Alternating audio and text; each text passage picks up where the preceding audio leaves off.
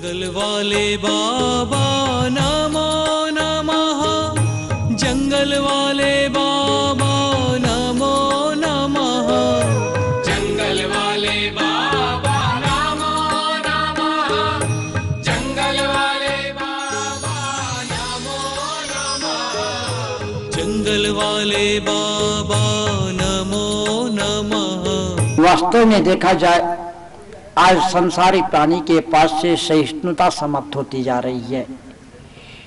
सहन करने की शक्ति अब किसी में मनुष्यों में नहीं रही ऐसा लग रहा है। हम देखते हैं सुबह से शाम तक 24 घंटे में प्रकृति अपने पल पल अपने रूप को बदलती रहती है, लेकिन उसी जैसे जैसे प्रकृति बदलती चली जाती है वैसे वैसे मनुष्य की मानसिकता भी बदलती चली जाती है और मनुष्य बदलती हुई इस प्रकृति को 5 मिनट भी पहचान नहीं पाता है। कितनी विचित्र बात है, कितना विचित्र लगता है। मैं देखता हूं यदि थोड़ी सी धूप निकल आती है, बहुत तेज धूप हो गई, समझ में नहीं आता। मीडिया के माध्यम से, समाचार पत्रों के माध्यम से, समाचार के माध्यम से देख करके ऐसा लगता है पेपर वाले ने लिख दिया रिमझिम पानी होने के कारण काम में व्यवधान हो गया। बस पानी नहीं होता है तो परेशान होता है, पानी गिरता है तो परेशान होता है, पानी कम गिरता है और पानी ज्यादा गिरता है 5 मिनट भी सहिष्णुता की नाम नहीं है। सर्दी पड़ती है तो परेशान है, गर्मी पड़ती है तो परेशान है। हम ये नहीं सोचते हैं यदि बारिश अच्छी हो रही है अच्छी हो जाने दो। मैं तो इतने अच्छे भावों से काम कर लेता हूं, जितने तेज बारिश होती है मेरे उतने ही विशुद्धि बढ़ती चली जाती है, साधना बढ़ती चली जाती है। मैं उससे अनेक प्रकार के लाभ उठाता हूं, मैं खुशी से हो जाता हूं। बाहर देखता हूं चलो बहुत बड़ा काम हो जाएगा, 5 साल के रुका हुआ बारिश पानी हो जाएगा और चारों हरियाली और खुशियाली छा जाएगी। और दूसरी बात लगती है कि पानी का स्तर जमीन से बढ़ जाएगा, कितना अच्छा काम हो जाएगा, फसल अच्छे हो जाएंगे। और तो मैं कहने में अब संकोच नहीं करूंगा, इस साल की फसल कम से कम 1.5 गुना फल देंगे ऐसा लगता है। निश्चित रूप से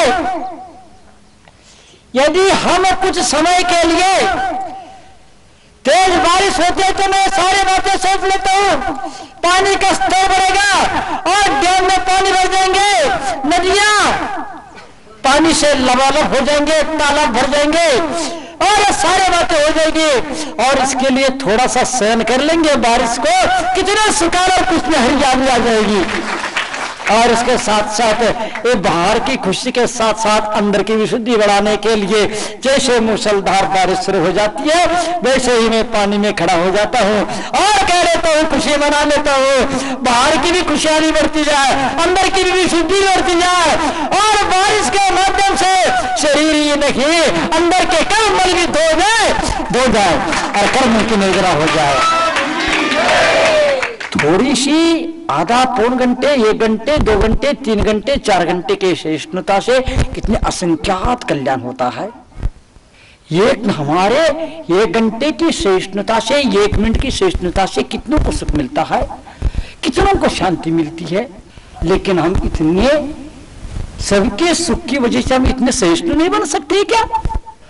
इतने लोगों को सुख, शांति, समृद्धि आदि मिलती है, हरियाली खुशियाली छा जाती है, चारों ओर मानवता का संचार होता है, अच्छे आचार विचारों का संचार होता है। उसके लिए थोड़ा सा सहिष्णु बनने से हमारा क्या बिगड़ेगा?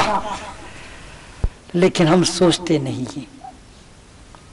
हमारे सहिष्णुता से हमारा पूरा परिवार बिखरने से बच जाता है और घर में सुख शांति का संचार होता है तो हम सहिष्णु बन जाए।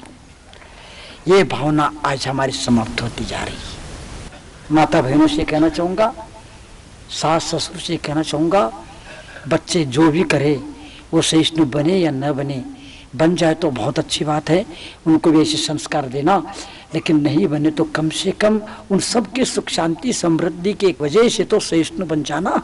समय निकल जाएगा, तुम्हारा तो उनका कल्याण हो या ना, तुम्हारा तो कल्याण तो हो ही जाएगा। घर की अशांति समाप्त हो जाएगी। कोई डॉक्टर तुम्हारे अशांति को समाप्त करने का कोई दवाई नहीं लिख सकेगा, याद रखना। कैसा लगता है, सहन नहीं करता आदमी, इतनी सहन शक्ति कम हो गई है, सुनने की शक्ति कम हो गई, सोचने की शक्ति कम हो गई, चलने की शक्ति कम हो गई। यदि आज के मनुष्य की शक्ति बड़ी है तो सिर्फ बोलने की शक्ति बड़ी। बातें कितने करवा लो, बातों नहीं बन गए बस। बंधुओं, इससे जीवन का निर्माण नहीं होगा, ये लिख करके रख लेना।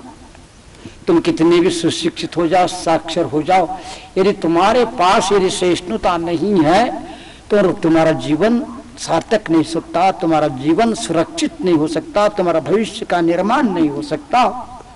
जो जितना सहिष्णु होता चला जाता है उतना साधक होता चला जाता है, जो जितना सहिष्णु होता चला जाता है उतना संयमी होता चला जाता है, जो जितना सहिष्णु होता चला जाता है वो सुरक्षित होता चला जाता है, जो जितना सहिष्णु होता चला जाता है उतना संयमी होता चला जाता है, और उतने ही वो साध्य के करीब होता चला जाता है। यदि तुम अपने साध्य करीब पहुंचना चाहते हो, तो अपने साध्य के पास पहुंचना चाहते हो, तुम्हें और कुछ करने की आवश्यकता नहीं है, तुम्हें सिर्फ सहिष्णु बनने की आवश्यकता है। साध्य चल करके तुम्हारे पास आएगी, तुम्हारे चरणों को चुन लेगी। साध्य के पास चलने के लिए तुम्हें परिश्रम और पेशवा बढ़ाने की कोई आवश्यकता नहीं है। यदि साध्य को अपने पास बुलाना चाहते हो तो सहिष्णु बन जाना, वो स्वयं सफलता और ये साध्य तुम्हारे चरण चूमने लग जाएगी। थोड़ा सा विचार कर लेना, थोड़ा सा चिंतन कर लेना, थोड़ा सा रुक करके चलना। जाने के लिए सबको जाना है, विचार करना थोड़ा सा। मेरे को आज इतनी खुशी हो रही है, हमारे यहाँ ये बोलने में आता है लेकिन वास्तव में वो ऐसे होता नहीं है। बोलने में तो ये आता है कि यहाँ पर हिंदू आए हैं, यहाँ पर बंजारा आए हैं, यहाँ पर गुर्जर आए हैं, यहाँ पर मीना आए हैं, यहाँ पर जैन आए हैं। इसको लगाने की आवश्यकता नहीं है। महिला महिला है, पुरुष पुरुष है, युवा युवा है, न हिंदू है, न मुस्लिम है, न सिख है, न ईसाई है। किसी ने आकर के मेरे से कहा, महाराज जी आज मुसलमान युवा भी बहुत आए हैं, आपने मुसलमान शब्द का क्यों लगा दिया? युवा युवा है, मुसलमान हो या हिंदू, समझो थोड़ा सा। लेकिन मैं ये कहना चाहूंगा, मेरे को इस बात की खुशी हुई है, लेकिन दुख इस बात की रही, मेरे को इतनी पीड़ा हुई कि वो लड़के आए तो बेचारे बाहर पंडाल के वहां पर खड़े हुए और वहां पर मैंने इशारा किया तो वहां पर बैठने लगे। मेरे को पीड़ा हुई। आज भी हमारे मन में ये भावनाएं हैं, ये हिंदुओं का कार्यक्रम हो रहा है, ये मुस्लिमों का कार्यक्रम हो रहा है, ये जैनों का कार्यक्रम हो रहा है, ये बौद्धों का कार्यक्रम हो रहा है। इस मानसिकता से हमें ऊपर उठने की आवश्यकता है। धर्म किसी एक जाति का नहीं है, धर्म किसी एक समाज का नहीं है, धर्म किसी एक व्यक्ति का नहीं है, साधु संत किसी एक का नहीं है। देश को धर्म की नहीं, आज मानवता की आवश्यकता है।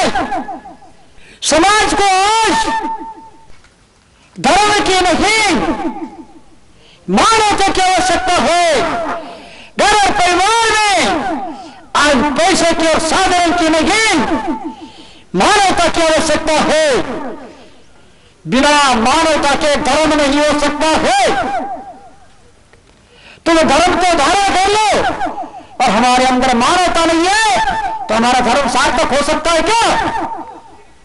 क्या बिना मानवता के धर्म हो सकता है क्या? इतनी विभिन्नताएं आज भी, मतलब उनको अंदर आने में संकोच। इसीलिए मैंने हाथ करके इनको बुला करके बिठा दिया, बेटा बैठो। इतना ही नहीं, लोगों को संकोच के कारण हमारा बंजारा और ये सारे लड़के कभी कभी दूर रहते थे, लेकिन मैं कबला करके पास कर लेता हूं और कह देता हूं कि बाहर बैठने की आवश्यकता नहीं, तुम पंडाल में नहीं, मैं तो तुमको अपने हृदय में स्थान दूंगा, तो अपने मानवता को धारण कर लो। धर्म से, जाति से, समाज से मेरे को कोई लेना देना नहीं है। बंधुओं, थोड़ा सा अब बदलने की बहुत आवश्यकता है। अंधश्रद्धा, अंधानुकरण बहुत हो चुका है। इसी के कारण हम अपने दुखों से मुक्ति प्राप्त नहीं कर पा रहे हैं। एक दूसरे के मनुष्य होने के बाद भी एक दूसरे की मानवता को स्वीकार नहीं कर पा रहे हैं, एक दूसरे को समझ नहीं पा रहे हैं। इसका वजह इतना ही है, ये बातें हमें, धर्म ऐसे बातें हमें नहीं बताता है। मैं ये कहना चाहूंगा, आज मनुष्य को किसकी आवश्यकता है? मानवता की आवश्यकता है। देश को किसकी आवश्यकता है? मानवता की आवश्यकता है। और समाज को किसकी आवश्यकता है? मानवता की आवश्यकता है। घर परिवार में किसकी आवश्यकता है? साधन और संपन्नता की नहीं, मानवता की आवश्यकता है। जहां मानवता होगा वहां मनमुटाव समाप्त हो जाएगा, सारे मुश्किलें समाप्त हो जाएंगे, हर चीज मुमकिन होने लग जाएगा। एक एक शब्दों को गुनना और अपने जीवन में उतारने का प्रयास करना। जहां मानवता होगी सब कुछ मुमकिन होगा, सारी मुश्किलें समाप्त होंगे, सारे अवरुद्ध मार्ग खुलकर चले जाएंगे। किसके कारण? मानवता के कारण।